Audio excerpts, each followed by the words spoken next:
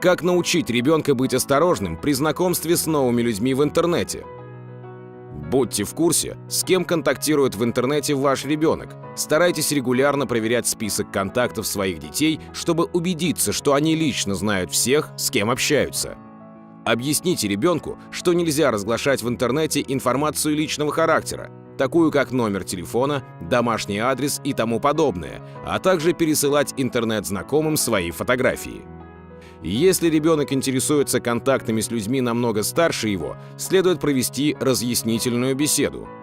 Не позволяйте вашему ребенку встречаться с онлайн-знакомыми без вашего разрешения или в отсутствии взрослого человека. Если ребенок желает встретиться с новым интернет-другом, следует настоять на сопровождении ребенка на эту встречу.